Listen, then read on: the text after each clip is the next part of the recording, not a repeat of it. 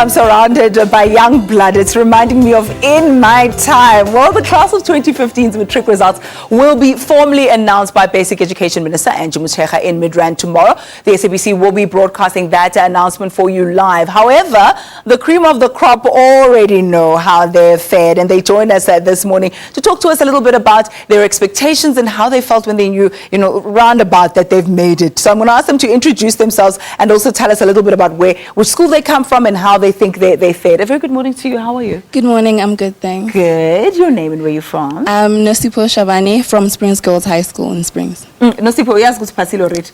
I think Pheziwe, because everyone is saying congratulations, but then they're not telling me how well I passed. Okay, so what do you think? I think it's a good pass. I'm just waiting to hear the official results. What are you hoping for? A few distinctions, minimum of 6. Minimum of 6? Minimum. I like how you think. Minimum of 6. Churchill, the only gentleman among the two ladies. Tell me about which school you're from and how you think you've done. Well, I'm from Lamula Jubillee, that's in Midrand Zone 5.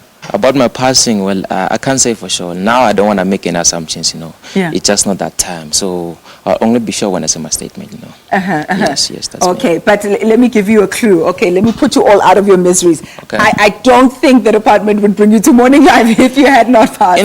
So I think you can relax. Not too much. I just don't want to get my hopes up, for no good reason, Yeah. All right. Okay, we'll see how it goes. I'm waiting for Wednesday. Okay, so when you don't want to say minimum of what? Yes, I'll only confirm that when I see that. Okay, very, very nice. Hello, how are you? Good, thanks. And Good. you? My name is Pheziwe Mkhlane. I'm from Unity Secondary School. It's in Davidson.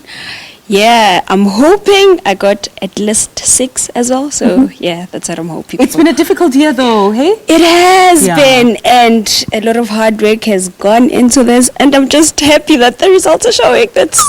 I'm just so excited that I'm here. And your friends as well. I'm sure all your fellow matriculants are nervous, excited at the same time. Yeah, I wish I could.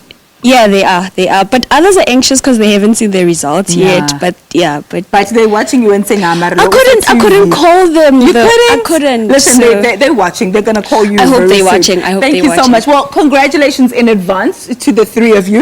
And I'm going to speak to someone who I think knows your results already. He's not going to tell me either. Don't worry, because we're stingy with information. But this is unfair because they know our result and we. But you're here, so it's very successful. Thank you so much, and congratulations to the three of you. Well, Elijah Mhlanga joins me now as a basic education spokesperson, and he's going to tell us a little bit, hopefully, but I'm not going to hold my breath. Elijah, a very good morning to you. Welcome. Morning, thank you. I know you're not going to tell me what they got and the results. No, I won't. Oh, your lips are sealed. Can you tell us at least how, in general, the class of 2015 fared in comparison with their predecessors? Well, before we can even do that, let's remember that 2015 had the highest number of matriculants sitting for the examinations, something that we had never seen before in the history of this country. So in that situation, there would generally be increases across the board in terms of the number of learners that would have passed. The percentage is going to show a drop, but when you look at the numbers of people that are passing and exiting the system, it's going to be higher than years before. So the percentage dropped, but the number of those who passed increased. Yes, even the quality of passes. I was about to ask, yes. do we know whether or not there's a university entrance in that figure and how much that's done this year? The minister will announce the results and give those type of details, but I can tell you that if people are wishing to go to university, there's going to be a problem because there's a lot of them that would have obtained passes that will qualify them to enter university, which is something that we were supposed to do, and I think we would have done that.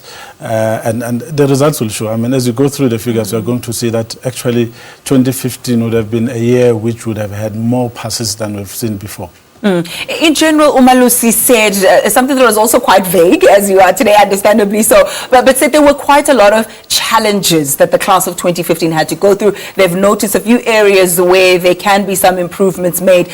Could you bring us in on where those challenges were and what improvements can be made?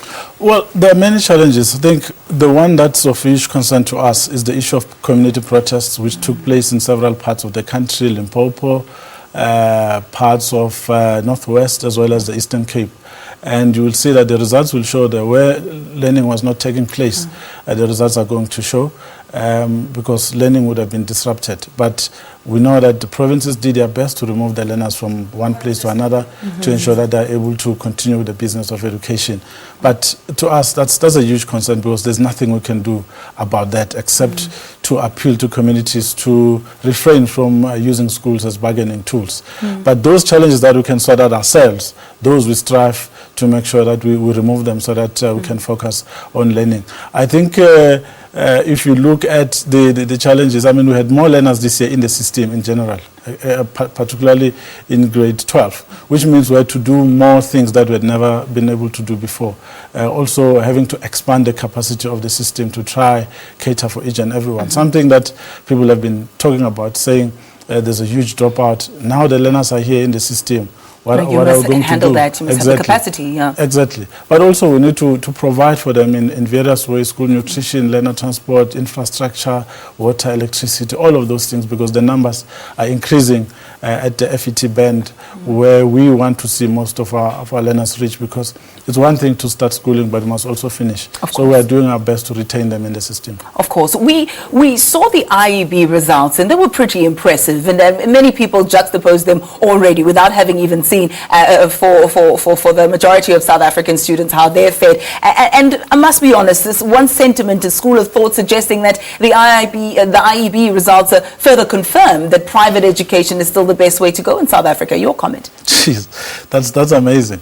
It's incorrect. You know, we talk about this every year, same time, comparing the two. But in fact, you can't even compare. Even if you speak to the IEB people themselves, they'll tell you that please don't compare us to the public education system, because these are two completely different systems, even in terms of size. The IEB has 10,200 matriculants. We have 800,000. They have 200 schools, we've got 25,000 schools, and about some 6,600 high schools only in this country. So even the numbers, are really not matching. And it doesn't mean that they have the best system, because they're using the same curriculum that we use. The difference is that they do their own examinations and we do our own examinations. And we learn from each other. We work together, by the way. People shouldn't think that there's no... It's an us versus them. No, there's no such. In fact, even this morning I was listening to a CEO of IEB. She says that as a parent, you need to decide where your child must go. If you feel they must go to a private school, take them there. But there are also good public schools that we have that achieve better results than the private schools. Even in terms of resources, there are good public schools that produce good results. The two learners that you spoke to, for example, the two, I'm talking about the two. One comes from Lamula High in Soweto, the other one comes from Unity School in Davidson. We're talking about learners who are talking about 6 distinctions as a minimum.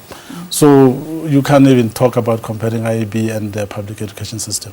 Thank you so much. Unfortunately, we have to wrap. I would have loved to go into that. But I think you let the cat out of the bag a little bit. You said 6 distinction as a minimum. Dun, dun, dun. That's what I think you may have given away one of the results. But nonetheless, I know they're impressive. Thank you so much. The announcement being made this evening, or tomorrow evening. Tomorrow evening. And then the matriculants will know on Wednesday. Yes, they should go to school to get their statement of results at the school where they set for the exams. Elijah, it's been a huge pleasure. Thank you so much for joining us. Elijah Mhlanga from the Department of Basic Education. Valen, it's